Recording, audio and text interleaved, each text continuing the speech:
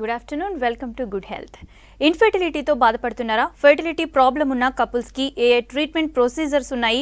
IUI ఐవీఎఫ్కి difference ఏంటి? అలానే మరిన్ని విషయాలు మనకు తెలియజేయడానికి హెగ్డే ఫెర్టిలిటీ హాస్పిటల్స్ నుంచి consultant reproductive medicine doctor Megili Indrani garu మనతో పాటు ఉన్నారు. వారిని అడిగి మరిన్ని విషయాలు తెలుసుకుందాం. Hi doctor, good afternoon. Good afternoon. Yes doctor, ముందుగా చెప్పండి, ఫెర్టిలిటీ ప్రాబ్లం ఉన్న కపుల్స్కి ఎలాంటి ట్రీట్మెంట్స్ మీరు అడ్వైస్ చేస్తారు? ఫస్ట్ థింగ్, కపుల్కి 1 year అయినా కూడా వాళ్ళకి ప్రెగ్నెన్సీ అనేది రాకపోతే యూజువల్గా కపుల్ని ఎవాల్యుయేట్ చేస్తాము. సో ప్రాబ్లమ్స్ అనేవి ఇట్ ఈస్ బోత్ రిలేటెడ్, ఫీమేల్కి మేల్కి ఇద్దరికీ ఉంటాయి. సో ఆ ఫర్టిలిటీ దాంట్లో ఎవాల్యుయేషన్లో ఫస్ట్ ఫీమేల్కి హిస్టరీ ప్రకారంగా వాళ్ళకి పీరియడ్స్ రెగ్యులర్గా ఉన్నాయా లేదా, తర్వాత వాళ్ళకి కన్సీవ్ అవ్వడంలో ఇబ్బందులు అంటే మామూలుగా స్కాన్ ఒకటి చేసి వాళ్ళ రిజర్వ్ అది ఎలా ఉందో చెక్ చేస్తాము. ఆ తర్వాత వాళ్ళకి ఒకటి ట్యూబ్ టెస్ట్ అని చెప్తాము, హెచ్ఎస్జీ టెస్ట్ అని. అది ఎలా ఉందనేది నార్మల్గా ఉందా లేదా, ఏమైనా బ్లాక్స్ ఉన్నాయా లేదా అని చెక్ చేస్తాము. అట్లానే మెయిల్ పార్ట్నర్స్కి వచ్చేసి వాళ్ళ సెమెన్ అనాలిసిస్ బేసిక్గా నార్మల్ ఉందా లేదా, అంటే మెయిన్గా అందులో WHO క్రైటీరియా ప్రకారం వాళ్ళ కౌంట్ ఎట్లా ఉంది, మార్ఫాలజీ ఎలా ఉంది, మొటిలిటీ ఎలా ఉంది అనేది చెక్ చేస్తాం. అది చెక్ చేసిన తర్వాత వాళ్ళకి ఉన్న ప్రాబ్లమ్స్ని బట్టి వాళ్ళకి ఫర్టిలిటీ ట్రీట్మెంట్ అనేది అడ్వైస్ చేస్తాం. మామూలుగా ఒకవేళ పీరియడ్స్ ఇర్రెగ్యులారిటీ ఉన్నప్పుడు మోస్ట్ ఆఫ్ ద టైమ్స్ వాళ్ళకి పీసీఓ అనే ప్రాబ్లం ఉంటుంది. సో అలా ఉన్న వాళ్ళకి ఏంటంటే ఓవులేషన్ ఇండక్షన్ అని మామూలుగా సింపుల్ ట్యాబ్లెట్స్ తోటి వాళ్ళకి మెడిసిన్స్ అది ఒక 5 days ఇచ్చి తర్వాత స్కాన్స్ అవన్నీ చేసి ఆ ఎగ్ పెరిగిన తర్వాత వాళ్ళకి కరెక్ట్గా వైఫ్ అండ్ హస్బెండ్ ఏ టైంలో కలిసి ఉంటే వాళ్ళకి ప్రెగ్నెన్సీ అయ్యే అవకాశాలు ఉంటాయో అది అడ్వైస్ చేస్తాం. అది ఓవులేషన్ ఇండక్షన్ అని అంటాం. కొంతమందికి అన్నీ బాగున్నా కూడా ఏమీ పని చేయకపోతే వాళ్ళు నార్మల్గా ట్రై చేసినప్పుడు వాళ్ళకి ఐయుఐ అని సజెస్ట్ చేస్తాము. అండ్ దెన్ ఒకవేళ మేజర్గా ఏమన్నా ట్యూబ్లో ప్రాబ్లం ఉన్నా, లేదంటే మేల్ ఫ్యాక్టర్ అంటే మెయిన్గా స్పర్మ్ కౌంట్ చాలా తక్కువ ఉన్నా వాళ్ళకి ఐవీఎఫ్ లేదా ఇక్సీ అని సజెస్ట్ చేస్తాం. అండ్ దెన్ 1 more కేటగిరీ ఏంటంటే ఎండోమెట్రియోసిస్ అని అంటాం. ఎండోమెట్రియోసిస్ ఉన్నప్పుడు మైల్డ్గా ఉన్నప్పుడు వాళ్ళకి లాప్రోస్కోపీ ఒకటే సరిపోతుంది. అండ్ వాళ్ళు న్యాచురల్గా కానీ ట్రై చేసి అవ్వకపోతే ఐయుఐ కానీ సజెస్ట్ చేస్తాము. కొంతమంది ఎండోమెట్రియోసిస్ సివియర్గా ఉన్నప్పుడు వాళ్ళకి ఐవీఎఫ్ అనేది సజెస్ట్ చేస్తాము. అండ్ దెన్ అన్ఎక్స్ప్లెయిన్డ్కి వాళ్ళకి కూడా ఐయుఐ అనేది పనిచేస్తుంది. అండ్ దెన్ ఈ మధ్య కాలంలో ఎక్కువగా మనకి ఏజ్ ఫ్యాక్టర్ ఒకటి, females more than 35 years. So వాళ్ళలో ఏంటంటే న్యాచురల్గా కూడా ఎగ్ నెంబర్ అనేది తగ్గిపోవడము, ఆ క్వాలిటీ తగ్గిపోవడం వల్ల న్యాచురల్ కన్సెప్షన్లో ప్రాబ్లమ్స్ ఉంటాయి. సో వాళ్ళకి కూడా ఉన్న రిజర్వ్ని బట్టి దాన్ని బట్టి వాళ్ళకి ఐయుఐ లేదా ఐవీఎఫ్ అనేది సజెస్ట్ చేస్తాం. ఎస్ డాక్టర్, ఓఐ ప్రొసీజర్ ఎవరికి సజెస్ట్ చేస్తారు, ఎవరికి అడ్వైస్ చేస్తారు? అది ఓఐ అంటే it is a simple treatment అండి. మామూలుగా పీరియడ్స్ ఇర్రెగ్యులర్గా ఉన్న వాళ్ళల్లో అంటే most of the times PCO problem ఉన్న వాళ్ళల్లో మనం ఓవులేషన్ ఇండక్షన్ సైకిల్స్ చేస్తాము. సో వాళ్ళకి ఏంటంటే పీరియడ్ వచ్చిన 2nd day నుంచి ట్యాబ్లెట్స్ అనేది పెడతాము. సో ఆ 5 days ఆఫ్ ట్యాబ్లెట్స్ తర్వాత మళ్ళీ వాళ్ళకి స్కాన్ చేసి, అంటే ఆ స్కాన్స్ ఒక సీరియల్ స్కాన్స్ చేస్తాము, ఒక 3 or 4 స్కాన్స్ అంటాము. దాన్ని ఫాలిక్యులర్ స్టడీ స్కాన్స్ అంటాం. సో ఆ స్కాన్స్లో వాళ్ళకి వచ్చిన ఫాలికల్, యూజువల్గా ఏంటంటే ఒక ఫాలికల్ అనేది వస్తే సరిపోతుంది వాళ్ళకి. సో ఆ ఫాలికల్ సైజ్ అనేది ఎట్లా ఉందో చూసి వాళ్ళు ఏ టైంలో కలిసి ఉండాలనేది, అంటే దానికి ఎగ్ అందులోంచి రిలీజ్ అవ్వడానికి ఒకసారి ఇంజెక్షన్ ఒకటి ఇస్తాం. ఆ ఇంజెక్షన్ ఇచ్చిన తర్వాత భార్యాభర్తని ఒక 3 రోజులు అలా కలిసి ఉండాలని టైం చేస్తామన్నమాట. అది చేసిన తర్వాత మళ్ళీ ఎగ్ రిలీజ్ అయిందా లేదా చెక్ చేసి వాళ్ళకి ఒక 14 days సపోర్టివ్ మెడికేషన్ అది ఇస్తాము. తర్వాత ప్రెగ్నెన్సీ టెస్ట్ పాజిటివ్ వచ్చిందా లేదా అని చెక్ చేస్తాము. So that is 1 ovulation induction cycle. Doctor, ఇందాక ఐయుఐ అన్నారు కదా, అసలు ఐయుఐ అంటే ఏంటి అండ్ ఎవరికి సజెస్ట్ చేస్తారు, అడ్వైస్ చేస్తారు మీరు? ఐయుఐ అని అంటే ఇంట్రా యూట్రైన్ ఇన్సెమినేషన్ అని అంటాము. It is a simple procedure అండి. అంటే మామూలుగా అన్ఎక్స్ప్లెయిన్ ఇన్ఫర్టిలిటీలో మెయిన్గా ఐయుఐ సజెస్ట్ చేస్తాము. అట్లానే ఇప్పుడు ఈ ఓవులేషన్ ఇండక్షన్ ఇనిషియల్గా ట్రై చేసుకున్న వాళ్ళకి ఒకవేళ అది పని చేయకపోతే నెక్స్ట్ ఆప్షన్ ఐయుఐ అని సజెస్ట్ చేస్తాము. అలా కాకుండా కొంతవరకు మేల్ ఫ్యాక్టర్ అంటే బార్డర్ లైన్ లో స్పర్మ్ కౌంట్ ఉన్న వాళ్ళకి, అంటే 10 to 20 million అలా ఉన్న వాళ్ళల్లో కూడా ఐయుఐ అనేది సజెస్ట్ చేస్తాం. సో ఐయుఐ ప్రొసీజర్కి కూడా మామూలుగా వాళ్ళకి పీరియడ్ వచ్చిన 2nd day నుంచి వాళ్ళకి ట్యాబ్లెట్స్ అవన్నీ స్టార్ట్ చేసి తర్వాత స్కాన్స్ అవన్నీ చేసి, యూజువల్గా ఐయుఐ ప్రొసీజర్లో మనం 2 లేదా 3 ఫాలికల్స్ పెరిగేలాగా మనము ఇంజెక్షన్స్ అవన్నీ ఇస్తాం. సో అవన్నీ ఇచ్చాక వాళ్ళ ఫాలికల్ అనేది పెరిగి తర్వాత రిలీజ్ అవ్వడానికి ఇంజెక్షన్ అది ఇచ్చాక 36 hours తర్వాత వాళ్ళకి హస్బెండ్ శాంపుల్ని ప్రిపేర్ చేసి, అంటే ప్రిపరేషన్ అంటే వాళ్ళల్లో ఉన్న చెడు కణాలు అవన్నీ తీసేసి ఓన్లీ మొటైల్ స్పర్మ్స్ అనేవి తీసుకుని దాన్ని గర్భసంచి లోపల ఒక సన్న ట్యూబ్ ద్వారా లోపల పెడతాం. దాన్ని ఇంట్రా యూట్రైన్ ఇన్సెమినేషన్ అని అంటాము. It is a simple process అండి. చాలామంది ఇప్పుడు ట్యూబ్ టెస్ట్ అవి ఇవి అని చాలా భయపడతారు. సేమ్ ఇది కూడా ఐయుఐ కూడా అలాగే ఉంటుందేమో అని, పెయిన్ఫుల్ ఉంటుందని భయపడతారు. It is a simple procedure. It is 100% not a painful procedure. Yes doctor, IVF procedure ఏ కపుల్కి మీరు అడ్వైస్ చేస్తారు అండ్ అదేవిధంగా సైడ్ ఎఫెక్ట్స్ ఏమైనా ఉంటాయా? ఐవీఎఫ్ ట్రీట్మెంట్ అనేది మామూలుగా డైరెక్ట్గా అంటే 2 కండిషన్స్ అండి. ఒకటి ట్యూబ్ బ్లాక్ ఉన్న వాళ్ళకి ఐవీఎఫ్ సజెస్ట్ చేస్తాము, and then severe male factor ఉన్న వాళ్ళకి కూడా ఐవీఎఫ్ సజెస్ట్ చేస్తాము. అండ్ దెన్ ఈ ఐవీఎఫ్ ప్రొసీజర్ అనేది కూడా it is a simple procedure. ఇందులో కాంప్లికేషన్స్ అంటూ ఏమీ ఉండదు. మామూలుగా మనం ఇంజెక్షన్స్ అవన్నీ యూస్ చేస్తాం. పీరియడ్ వచ్చాక సెకండ్ డే నుంచి వాళ్ళకి ఒక 8-10 రోజులు ఇంజెక్షన్స్ ఉంటాయి. తర్వాత మధ్యలో స్కాన్స్ అవన్నీ చేస్తాం. వాళ్ళ ఫాలికల్ సైజ్ పెరిగిన తర్వాత వాళ్ళకి ఒక ట్రిగర్ ఇంజెక్షన్ అనేది ఇస్తాము. అది ఇచ్చిన 36 అవర్స్ తర్వాత ఎగ్స్ అన్ని బయటికి తీస్తాం. సో ఎగ్స్ అన్ని బయటికి తీసే ప్రొసీజర్లో కొంతవరకు వాళ్ళకి ఎనస్థీషియా అనేది ఇవ్వాల్సిన అవసరం ఉంటుంది, but it is not a painful procedure. అది అయిపోయిన తర్వాత మళ్ళీ ఈ స్పర్మ్ని ఎగ్ని కలిపేసి ఆ తర్వాత వచ్చిన ఎంబ్రియోని గర్భసంచి లోపల ఒక సన్న ట్యూబ్ ద్వారా పెడతాము. అండ్ దెన్ ఆఫ్టర్ దట్ వాళ్ళకి కొన్ని మెడికేషన్స్ అవన్నీ ఉంటాయి, ఒక 14 days అండ్ ఇంజెక్షన్స్ అలాంటివి, but it is not a painful procedure. And then complications అంటూ కూడా ఏమీ ఉండవండి. మామూలుగా ఇచ్చే ఇంజెక్షన్స్ వల్ల కొంతవరకు సైడ్ ఎఫెక్ట్స్ ఉంటాయి, అంటే మామూలుగా బ్లోటింగ్ అని కానీ, లేదా గ్యాస్ట్రైటిస్ లాగా ఉండడం, లేదా కొంత హెడేక్ లాగా, ఈ పీరియడ్ ముందు కొంతమందికి బ్రెస్ట్ పెయిన్, హెవీనెస్ ఉన్నట్టుగా కొంతవరకు అలా ఉంటాయి, కానీ అదర్వైజ్ మేజర్ కాంప్లికేషన్స్ అంటూ ఏమీ ఉండవు. డాక్టర్, ఐసిఎస్ఐ అంటే ఏంటి? ఇది ఎవరికి చేస్తారు అసలుకి? ఐసిఎస్ఐ అంటే it is called intracytoplasmic sperm injection అని అంటారు. అంటే ఇప్పుడు మెయిన్గా ఏంటంటే మేల్ ఫ్యాక్టర్, ఇప్పుడు స్పర్మ్ కౌంట్ చాలా తక్కువ ఉండి లేదా మొటిలిటీ చాలా తక్కువ ఉన్నప్పుడు వాళ్ళకి మామూలుగా ఐవీఎఫ్ ట్రీట్మెంట్ లాగానే మామూలుగా ఎగ్స్ అవన్నీ పెరిగాక తర్వాత ఆ ప్రొసీజర్ అన్నీ చేశాక ఒక ఎగ్ లోపలికి ఒక స్పర్మ్ని ఇంజెక్ట్ చేయడాన్ని ఇంట్రాసైటోప్లాస్మిక్ స్పర్మ్ ఇంజెక్షన్ అని అంటాము. So it is part of IVF, but with some technology we are using the sperm and injecting inside the egg అన్నమాట. ఇంతకు ముందు రోజుల్లో మామూలుగా స్పర్మ్ కౌంట్ తక్కువ ఉన్న వాళ్ళకి ఐవీఎఫ్ ట్రీట్మెంట్ ద్వారా కూడా అయ్యే అవకాశాలు ఉండేవి కాదు. But when they have very low sperm count, less than 1 million ఉన్నప్పుడు, వాళ్ళ మొటిలిటీ ఏదన్నీ చాలా సివియర్ ప్రాబ్లం ఉన్నప్పుడు ఇక్సీ ద్వారా వాళ్ళకి డెఫినెట్లీ ప్రెగ్నెన్సీ అయ్యే ఛాన్సెస్ బాగుంటాయి అన్నమాట. ఎస్ డాక్టర్, ఇందాక ఐయుఐ గురించి చెప్పారు కదా, చాలా మందికి ఒక డౌట్ కూడా ఉండొచ్చు, ఈ ఐయుఐ ఒక కపుల్కి అసలు ఎన్నిసార్లు చేయొచ్చు అని అనుకుంటారు, ఎన్నిసార్లు చేయొచ్చు అంటారు? ఐయుఐ మామూలుగా అయితే ఇప్పుడు అన్ఎక్స్ప్లెయిన్ ఇన్ఫర్టిలిటీ లేదంటే ఇంకా కొన్ని, అంటే it depends on the situation. కొంతమందికి ఇప్పుడు ఫీమేల్ ఏజ్ చాలా ఎక్కువ ఉండి వాళ్ళ రిజర్వ్ మరీ తక్కువగా ఉంది అది అనుకుంటే maybe will try 1 or 2 cycles. నార్మల్గా అయితే ఒక 3 to 4 cycles of IUI suggest చేస్తాము. ఒకవేళ అది పని చేయకపోతే then we will suggest them to go for IVF treatment. Yes doctor, IUI ఒకవేళ ఫెయిల్ అయితే లాప్రోస్కోపీ చేసుకోవాలా? అంటే ఇప్పుడు మామూలుగా 3 to 4 cycles, కొంతమంది యంగ్ పేషెంట్స్ ఉన్నారనుకోండి, వాళ్ళలో ఒక 3 to 4 cycles ఐయుఐ పని చేయకపోతే మామూలుగా మనకి ఏంటంటే అన్ఎక్స్ప్లెయిన్ ఇన్ఫర్టిలిటీలో most of the times IUI చేస్తాం. అంటే మనకు అన్ఎక్స్ప్లెయిన్డ్ అంటే ఏంటి, వాళ్ళకి మామూలుగా పీరియడ్స్ రెగ్యులర్ ఉన్నాయి, ట్యూబ్ టెస్ట్ బాగానే ఉంది, మేల్ స్పర్మ్ కౌంట్ అదని బాగానే ఉంది, బట్ ఇవి కాకుండా వేరే కారణాలు ఉండొచ్చు. కాకపోతే అది మనకి మామూలుగా కనపడప్పుడు లాప్రోస్కోపీ ద్వారా ఒకవేళ ఎండోమెట్రియోసిస్ కానీ అలాంటివి ఏమన్నా ఉంటే ఒక్కొక్కసారి మనకి తెలియచ్చు. సో ఒకవేళ 3 cycles ట్రై చేశాక ఒకవేళ నెగిటివ్ ఉంటే లాప్రోస్కోపీ చేసుకొని, ఒకవేళ అంతా నార్మల్గానే ఉంటే లోపల ట్యూబ్స్ అన్నీ బాగానే ఉన్నాయి, ఎండోమెట్రియోసిస్ కానీ లేదా వేరే ఎడిషన్స్ వేరే అదర్ ప్రాబ్లమ్స్ ఏం లేకపోతే they can try for 3 more cycles also. Yes doctor, అయితే ఇప్పుడు లాప్రోస్కోపీ అన్నారు కదా, లాప్రోస్కోపీ ఎలాంటి ప్రాబ్లం ఉన్న వాళ్ళకి మీరు సజెస్ట్ చేస్తారు? లాప్రోస్కోపీ అంటే అందులో ఇట్ ఈస్ అ సర్జరీ అండి, అండర్ ఎనస్థీషియా చేస్తాము. సో మామూలుగా అయితే లాప్రోస్కోపీలో diagnostic laparoscopy and then operative laparoscopy అని కూడా అంటాము. మామూలుగా ఈ ఇన్ఫర్టిలిటీలో ప్రాబ్లం అది ఏంటి అని మనం డయాగ్నోస్ చేయడానికి డయాగ్నోస్టిక్ లాప్రోస్కోపీ చేస్తాము. లేదంటే కొంతమందికి కొన్ని ఫర్టిలిటీ ప్రాబ్లమ్స్ అంటే ఏంటంటే ఫైబ్రాయిడ్స్ కానీ అలాంటివి ఏమన్నా ఉన్నా, లేదంటే యూట్రస్లో ప్రాబ్లమ్స్ ఏమన్నా ఉన్నా అలాంటి వాళ్ళకి కూడా ఒక్కొక్కసారి లాప్రోస్కోపీ సజెస్ట్ చేస్తాము. సో డయాగ్నోస్టిక్ లాప్రోస్కోపీ అంటే మామూలుగా మనం కెమెరా పెట్టి లోపల యూట్రస్ కానీ తర్వాత ట్యూబ్, ఓవరీస్ అవన్నీ రిలేషన్ ఎట్లా ఉంది ఇవన్నీ చెక్ చేస్తాము. ఆ తర్వాత ట్యూబ్లో అంత ప్రాబ్లం ఏం లేదు, ఆ డై టెస్ట్ అని అంటాం, అది పాస్ చేసి ట్యూబ్స్ ఓపెన్ ఉన్నాయా, ఏదైనా బ్లాక్స్ ఉన్నాయా లేదా, అది చిన్న ఒకవేళ ఎడిషన్స్ కానీ లేదా చిన్న ఫైబ్రాయిడ్స్ కానీ అలాంటివి ఏమన్నా ఉన్నప్పుడు మనం అదే టైంలో చిన్నవన్నీ కూడా తీసేస్తాము. So that is laparoscopy. Yes doctor, call తీసుకుందాం. రవి గారు, ఎస్ చెప్పండి, మీ ప్రాబ్లం ఏంటి? డాక్టర్ గారు ఉన్నారు, మాట్లాడండి, చెప్పండి. మేడం, నా పేరు Ravi madam, 29 years. Okay okay, చెప్పండి. అయితే మేము ఏఆర్టీ మెడిసిన్ యూజ్ చేస్తున్నాం మేడం. అయితే దానికి ప్రెగ్నెన్సీ ప్లాన్ చేయవచ్చా లేదా అని చెప్పి అడుగుదామని.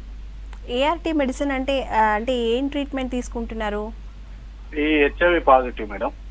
ఓకే ఓకే, తప్పకుండా తీసుకోవచ్చండి.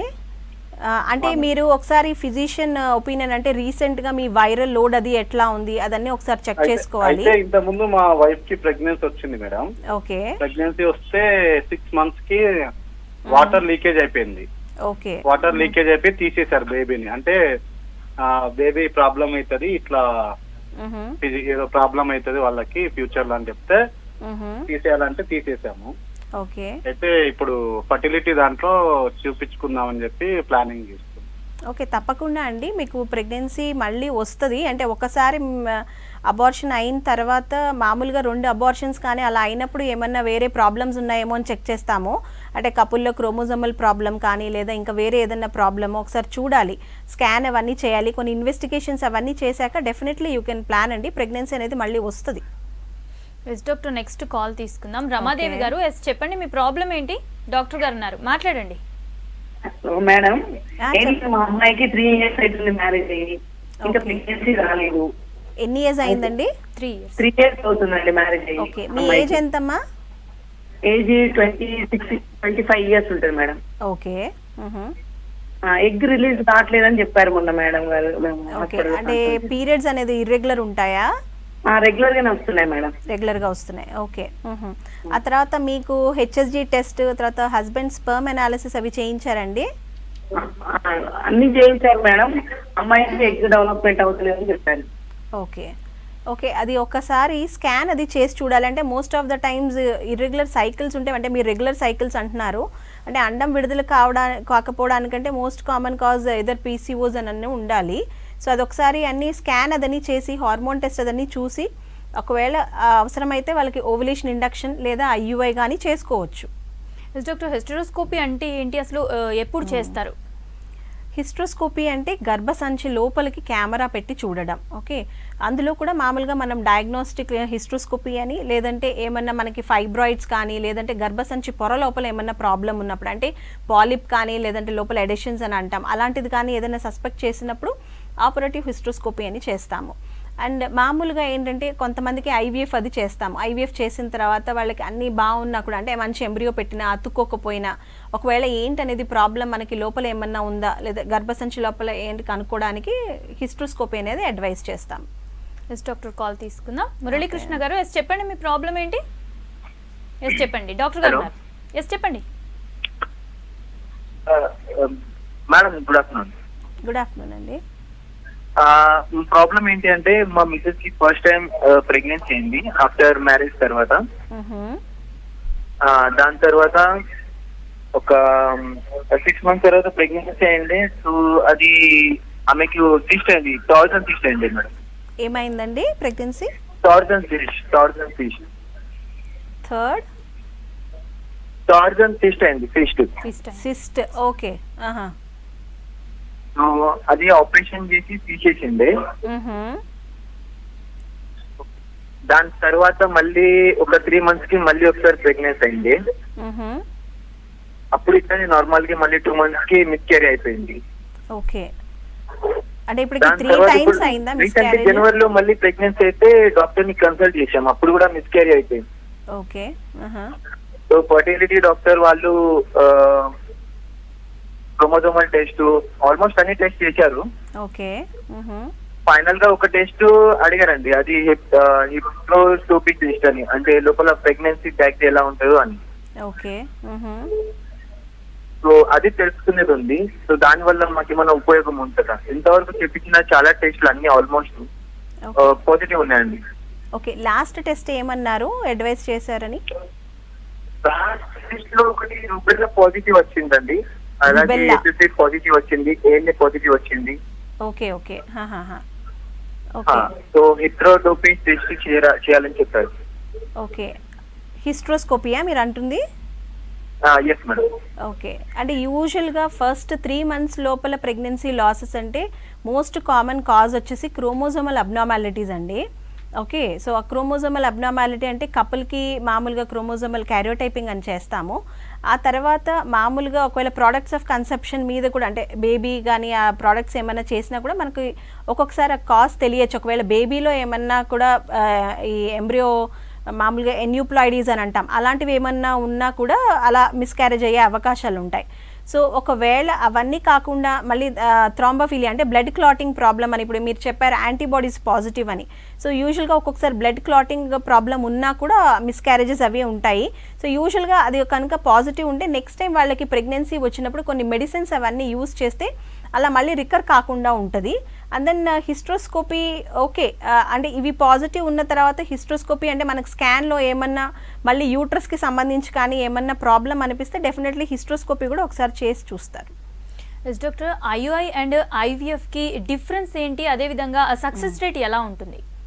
ఐయుఐ అని అంటేనేమో ఇంట్రా యూట్రైన్ ఇన్సిమినేషన్. అంటే ఐయుఐలో మనం ఏం చేస్తామంటే మామూలుగా స్టిమ్యులేషన్ చేసినప్పుడు వాళ్ళకి 2 లేదా 3 ఫాలికల్స్ అవన్నీ డెవలప్ అయ్యి ఆ తర్వాత ఎగ్ రిలీజ్ అయ్యే టయానికి హస్బెండ్ స్పర్మ్ శాంపుల్ని మనం ప్రిపేర్ చేసి దాన్ని గర్భసంచి లోపల సన్న ట్యూబ్ ద్వారా పెడతాం. And then it is like మళ్ళీ వాళ్ళు న్యాచురల్గా ట్రై చేస్తే అంటే ఎగ్ స్పర్మ్ అనేది న్యాచురల్గా ఫర్టిలైజేషన్ అనేది జరగాలి అక్కడ. అండ్ ఐవీఎఫ్ అనేది ఏంటంటే and then the success rate ఐయుఐలో ఇట్ ఈస్ 15 to 20% అండి. And then when we are doing ఐవీఎఫ్లో మనం ఏంటంటే స్టిమ్యులేషన్ అది చేసి ఒక 8 to 10 days ఇంజెక్షన్స్ అవన్నీ ఇస్తాము. అందులో ఏంటంటే ఎక్కువ నెంబర్ ఆఫ్ ఫాలికల్స్ అనేవి వస్తాయి. సో ఆ ఫాలికల్స్ లోపల నుంచి హెచ్సిజీ ఇంజెక్షన్ ఇచ్చాక ఆ ఎగ్స్ కలెక్ట్ చేసి స్పర్మ్తో కలిపేసి ఎంబ్రియోని తయారు చేస్తాం ల్యాబ్లో మనం. సో ఆ ఎంబ్రియోని ఏదైతే ఉన్నదో 2 or 3 ఎంబ్రియోస్ డిపెండ్స్, ఒకవేళ మంచి క్వాలిటీ ఎంబ్రియోస్ ఉంటే 2 ఎంబ్రియోస్ ట్రాన్స్ఫర్ చేస్తాము. ఆ ఎంబ్రియోస్ని ఒక సన్న గొట్టం ద్వారా గర్భసంచి లోపల పెడతామన్నమాట. So that is IVF. So the success rates when we are doing IVF ఒక female age less than 35 years ఉన్నప్పుడు 50 to 60% ఉంటుంది అనమాట. సో డెఫినెట్లీ ఐయుఐతో కంపేర్ చేసినప్పుడు ఐవీఎఫ్ సక్సెస్ రేట్ అనేది బాగుంటుంది. ఎస్ డాక్టర్, అయితే ఫస్ట్ బేబీకి ఐవీఎఫ్ ట్రీట్మెంట్ తీసుకున్నా కూడా సెకండ్ బేబీ కూడా ఐవీఎఫ్ ట్రీట్మెంట్ తీసుకోవాల్సి ఉంటుందా?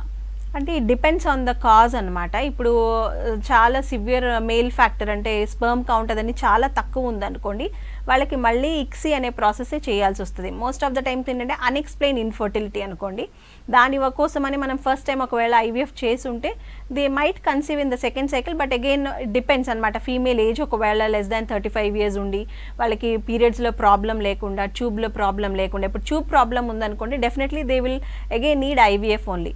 అలా కాకుండా ఒకవేళ ఫస్ట్ సైకిల్లో వాళ్ళు ఐవీఎఫ్ చేసుకుని ఒకవేళ ఎంబ్రియోస్ కనుక ఏమైనా ఎక్స్ట్రా ఉంటే వాళ్ళు they can use those same embryos అనమాట, మళ్ళీ ట్రాన్స్ఫర్ చేసుకోవచ్చు వాళ్ళు. They need not go again for another IVF cycle. Yes doctor, fertility preservation అంటే ఏంటి అసలు?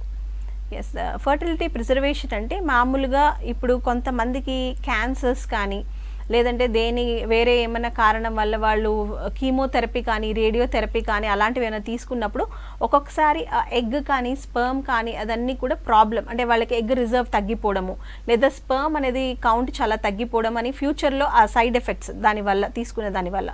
సో అలా వాళ్ళకి ఏంటంటే ముందుగానే వాళ్ళకి ఇలా ఉన్నప్పుడు ఫర్టిలిటీ కన్సల్టెంట్ దగ్గరికి వెళ్ళి వాళ్ళ అడ్వైస్ తీసుకొని వాళ్ళ ఇప్పుడు ఊసైట్ అంటే ఎగ్ అనమాట, అంటే మామూలుగా ఇప్పుడు అన్మ్యారీడ్ గర్ల్స్ ఉన్నారనుకోండి, వాళ్ళు మామూలుగా ఐవీఎఫ్ ట్రీట్మెంట్ లాగానే వాళ్ళకి ఎగ్ అదని పెరిగేలాగా ఇంజెక్షన్స్ అవన్నీ ఇస్తాము. అవన్నీ ఇచ్చిన తర్వాత హెచ్సిజీ ఇంజెక్షన్ ఇచ్చి వాళ్ళకి మత్తిచ్చి ఆ ఎగ్స్ అన్నీ కూడా తీసేసి దాన్ని వాళ్ళు ప్రిజర్వ్ చేసుకోవచ్చు. అంటే ఇన్ ఫ్యూచర్లో ఒక్కొక్కసారి ఏమైపోతుందంటే వాళ్ళు మ్యారేజ్ అయిన తర్వాత బికాజ్ వాట్ ఎవర్ వాళ్ళు తీసుకున్న ట్రీట్మెంట్స్ వల్ల ఈ క్యాన్సర్ థెరపీ వల్ల వాళ్ళకి ఒక్కొక్కసారి ఎగ్ నెంబర్ అనేది ఉండకపోవచ్చు. అప్పుడు వాళ్ళకి ఓన్ ఎగ్ లేదా ఐవీఎఫ్ ట్రీట్మెంట్ అవసరం పడుతుంది. అలా ఉన్నప్పుడు వాళ్ళ ఎగ్స్ ఆల్రెడీ వాళ్ళు స్టోర్ చేసుకుని ఉంటే వాళ్ళు దాన్నే యూజ్ చేసుకోవచ్చు. అట్లానే మేల్కి కూడా అంతే, ఒకవేళ క్యాన్సర్ ట్రీట్మెంట్స్ కానీ అలా తీసుకున్నప్పుడు వాళ్ళ సెమెన్ అనాలిసిస్ అది స్పర్మ్ కౌంట్ అనేది చాలా తగ్గిపోతుంది. అలా ఉన్నప్పుడు వాళ్ళకి మళ్ళీ ఫ్యూచర్లో ప్రెగ్నెన్సీ అనేది రావడం కష్టం. సో అదే వాళ్ళు ఫ్రీజ్ చేసుకుంటే మ్యారేజ్ అయిన తర్వాత వాళ్ళు అదే శాంపుల్ని వాళ్ళు యూజ్ చేసుకుని ప్రెగ్నెన్సీకి ఐవీఎఫ్ ట్రీట్మెంట్ ద్వారా ప్రయత్నం చేసుకోవచ్చు. ఎస్ డాక్టర్, కాల్ తీసుకుందాం. లక్ష్మి గారు, ఎస్ చెప్పండి, మీ ప్రాబ్లం ఏంటి? హలో మేడం, నమస్కారం మేడం.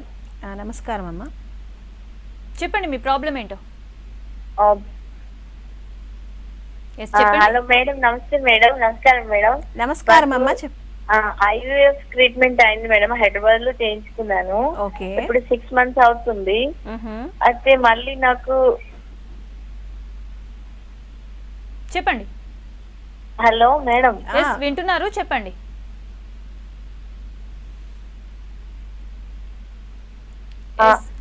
లక్ష్మి గారు, అందులో ప్రెగ్నెన్సీ వచ్చింది, సక్సెస్ ప్రెగ్నెన్సీ ఓకే అయింది అన్నారు. 15 days తర్వాత ఫస్ట్ 39 వచ్చింది మేడం. 39 ఏంటమ్మా అది? 39 రైట్. ఓకే డాక్టర్, అయితే ట్యూబల్ రీకానలైజేషన్ సర్జరీ అసలు ఎవరికి చేస్తారంటే సక్సెస్ రేట్ ఎలా ఉంటుంది? ట్యూబల్ రీకెనలైజేషన్ అంటే ఆల్రెడీ ఒకసారి వాళ్ళకి ట్యూబెక్టమీ అయిన తర్వాత మళ్ళీ ట్యూబ్స్ను ఓపెన్ చేయడాన్ని ట్యూబల్ రీకెనలైజేషన్ అని అంటాము. ఈ మధ్యకాలంలో అంటే మామూలుగా 2 పిల్లలు అయిపోయిన తర్వాత వాళ్ళు ట్యూబెక్టమీ చేయించేసుకుంటారు. ఆ తర్వాత మళ్ళీ ఏమన్నా వాళ్ళకి చైల్డ్కి ఏమన్నా ప్రాబ్లం అయినప్పుడు మళ్ళీ when they want to plan pregnancy మళ్ళీ ట్యూబల్ రీకెనలైజేషన్ వాళ్ళు చేయించుకోవచ్చు. కానీ ఆ ట్యూబల్ రీకెనలైజేషన్ సక్సెస్ అనేది మామూలుగా మళ్ళీ వాళ్ళ depends it on the age of the female. ఆ తర్వాత ఇప్పుడు ట్యూబెక్టమీ చేసినప్పుడు కూడా కొంతమంది ల్యాప్రోస్కోపీ ద్వారా చేయించుకుంటారు, కొంతమంది ఏంటంటే సిజేరియన్ చేసినప్పుడే హ్యాండ్ ద్వారా చేస్తారు, వాళ్ళు మా పమరై టెక్నిక్ అని అంటాము. సో అలా ఏమన్నా చేసుకున్న యూజువల్గా ఏంటంటే ల్యాప్రోస్కోపీ ద్వారా చేయించుకున్న వాళ్ళల్లో better when they have recanalisation వాళ్ళకి బెటర్ సక్సెస్ రేట్స్ అనేవి ఉంటాయి. అలాగే age of the female 35 years కన్నా తక్కువ ఉండాలి. ఆ తర్వాత ట్యూబ్ భాగం ఏదైతే వాళ్ళు దీంట్లో తీసేసి ఉంటారో అట్లీస్ట్ మళ్ళీ వాళ్ళకి రీకెనలైజేషన్ చేశాక అట్లీస్ట్ ఆ 4 centimeters కన్నా ఎక్కువ ఉండాలి అది ట్యూబ్ అనేది. సో అలా ఉన్నప్పుడు అండ్ దెన్ డ్యూరేషన్ కూడా ఒక్కొక్కసారి వాళ్ళకి లాస్ట్ ట్యూబెక్టమీ అయ్యి మళ్ళీ ఇప్పుడు రీకెనలైజేషన్ చేయించుకోవడం చాలా ఇయర్స్ గ్యాప్ వచ్చినప్పుడు ఒక్కొక్కసారి వాళ్ళకి సక్సెస్ కాకపోవచ్చు. బట్ డ్యూరేషన్ తక్కువ ఉండి అలా ఉన్నప్పుడు ఏజ్ ఫీమేల్ది తక్కువ ఉన్నప్పుడు and then as a mention tube size more than 4 centimeters అన్నా ఉన్నప్పుడు సక్సెస్ అనేది 30 to 50% ఉంటుంది. ఎస్ డాక్టర్, కాల్ తీసుకుందాం. సైదులు గారు, ఎస్ చెప్పండి, మీ ప్రాబ్లం ఏంటి? మేడం మాది మ్యారేజ్ అయ్యి 3 years అవుతుంది మేడం. ఓకే ఓకే చెప్పండి. అది ఫామ్ అనేది అండి ఇంకా కావట్లేదు ఫామ్. ఓకే మొదలేదు ఇంకా ఎక్కువ కావట్లేదు. ఏదండి 3 years అవుతుంది, ట్రీట్మెంట్ ఇట్లా తీసుకుంటున్నాం ఇంకా మేడం దానికి. ఓకే స్పర్మ్ ఏమన్నారు? మేడం స్పర్మ్ టెస్ట్ చేయించారా? మేడం మేడం హలో మీ ప్రాబ్లం ఒక్కసారి మళ్ళీ చెప్పరా? మేడం మీ ప్రాబ్లం సైదులు గారు, మీ ప్రాబ్లం మళ్ళీ ఒకసారి చెప్పండి. నాది స్పామ్ కౌంట్ తక్కువ ఉన్నది మేడం, 3 years అవుతుంది. ఓకే ఓకే ఓకే ఎంత ఉందని చెప్పారండి స్పర్మ్ కౌంట్ తక్కువ అని అంటే? మేడం స్పర్మ్ కౌంట్ తక్కువ అంటే మామూలుగా ఇప్పుడు మీ వైఫ్ ఏజ్ ఎంత? 24 మేడం. 24. ఓకే, ఇప్పుడు మామూలుగా స్పర్మ్ కౌంట్ అంటే బార్డర్ లైన్ తక్కువగా ఉన్నప్పుడు అంటే మీరు మామూలుగా IUI అట్లా ట్రై చేసుకోవచ్చండి. కానీ 10 million కన్నా తక్కువ లేదా 5 million లేదా 1 million అట్లా చాలా తక్కువ ఉన్నప్పుడు వాళ్ళకి డెఫినెట్లీ ICSI అనేది ట్రీట్మెంట్ తీసుకోవాల్సి ఉంటుంది. అంటే IVF test tube baby treatment అంటాం కదా, అది తీసుకోవాల్సి ఉంటుంది. Yes doctor, IVF procedure fail అవుతూ ఉంటుంది కదా, ఇలాంటి వాళ్ళకు మీరు ఎలాంటి ప్రొసీజర్ అడ్వైజ్ చేస్తారు? అంటే IVF అంటే మామూలుగా వాళ్ళకి ఒక సైకిల్లో 50 to 60% సక్సెస్ రేట్ ఉంటుందండి. Age of the female 35 years less than 35 years ఉన్నప్పుడు. అండ్ దెన్ కొంతమందికి ఫస్ట్ సైకిల్ చేసినప్పుడు ఒకవేళ ఎక్స్ట్రా ఎంబ్రియోస్ ఉంటే వాళ్ళు దాన్ని ఫ్రీజ్ చేస్తాం.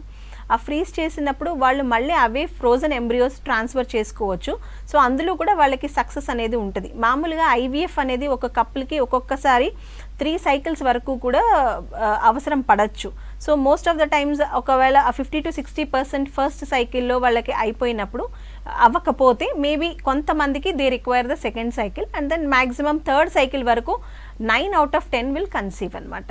సో ఒకవేళ ఫస్ట్ సైకిల్ ఒకవేళ నెగిటివ్ అయిందంటే అందులో కారణాలు చూస్తాం. మామూలుగా ఏమైనా ఎగ్ క్వాలిటీతో ఏమన్నా ప్రాబ్లం ఉందా, లేదా స్పర్మ్ క్వాలిటీతో ఏమన్నా ప్రాబ్లం ఉందా, ఆ ఎంబ్రియోలో ఏమన్నా ప్రాబ్లం ఉంటుందా, ఇవన్నీ చూసి వాళ్ళకి ఒకవేళ ఏమన్నా అవసరం పడితే వేరే ఆప్షన్స్ అనేవి డిస్కస్ చేస్తాం. అంటే either going for an egg డోనరా లేదంటే స్పర్మ్ డోనర్కి ఏమన్నా వెళ్ళాల్సిన అవసరం ఉందా. అండ్ దెన్ ఒకవేళ అదన్నీ ఏం ప్రాబ్లం లేదంటే ఒకసారి హిస్ట్రోస్కోపీ అని చేస్తాం. అంటే గర్భసంచి లోపల ఒకసారి కెమెరా పెట్టి ఏమన్నా ప్రాబ్లం ఉందా లేదా అని చెక్ చేస్తాం. సో ఇవన్నీ ఉండి ఒకవేళ ప్రాబ్లం ఏం లేదనుకుంటే మళ్ళీ they should try for the second cycle. ఎందుకంటే సక్సెస్ రేట్ అనేది సెకండ్ సైకిల్లో కూడా బాగుంటుంది. They should try. Okay, thank you doctor. ఇది ఇవాల్టి good health. Stay tune to V6 News.